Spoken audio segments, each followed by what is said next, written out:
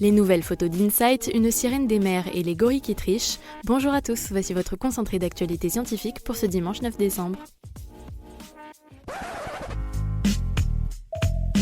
La différence entre l'homme des cavernes et nous, c'est le résultat de la science. Et ce n'est pas une opinion, c'est de la science. Notre monde n'est pas si moche. Vous connaissez sûrement le hoverboard, mais avez-vous entendu parler du flyboard ? Cet engin volant a effectué il y a peu une démonstration de vol au-dessus de la Seine à Paris. Il permet à son utilisateur de voler comme sur un hoverboard. Conçu au départ pour le loisir, cet appareil surprenant n'a pas manqué d'attirer l'attention de l'armée française.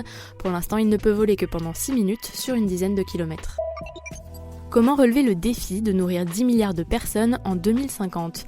Une récente étude s'est penchée sur la question alors que la COP24 bat son plein en Pologne. Il n'y a pas de remède miracle selon les experts qui visent comme priorité la lutte contre le gaspillage alimentaire et la réduction de la consommation de viande. Selon eux, la demande alimentaire devrait augmenter de plus de 50% en 2050. Voilà bientôt 2 semaines qu'elle s'est posée sur Mars, la sonde InSight a transmis de nouveaux clichés depuis la planète rouge.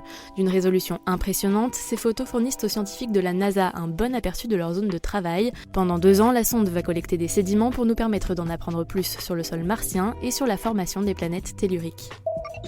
Elle leur échappait depuis des décennies, des chercheurs américains ont enfin réussi à capturer une sirène réticulée. Cette espèce de salamandre est endémique des côtes de la Floride, mais c'est la première fois qu'ils mettent la main dessus. Ils vont pouvoir l'étudier de plus près avant de la relâcher dans la nature. Dans un rapport, ils indiquent déjà qu'elle mesure plus de 60 cm de long et qu'elle a sur sa tête des sortes d'antennes ressemblant à des sapins de Noël. Super, j'adore. Alors écoute-moi bien, je vais essayer d'être clair avec toi. Ouais, génial.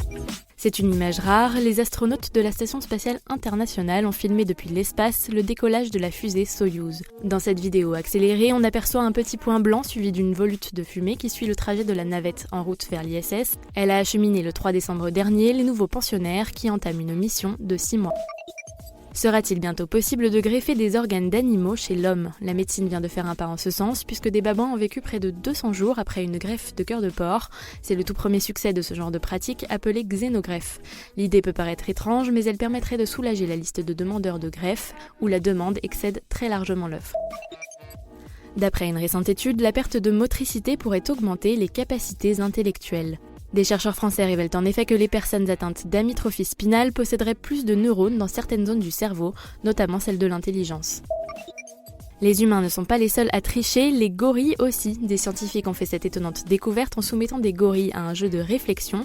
Ils ont découvert que les primates n'hésitaient pas à recourir à la triche pour réussir leur épreuve. Pour les scientifiques, c'est une preuve de plus de l'intelligence hors pair des grands singes.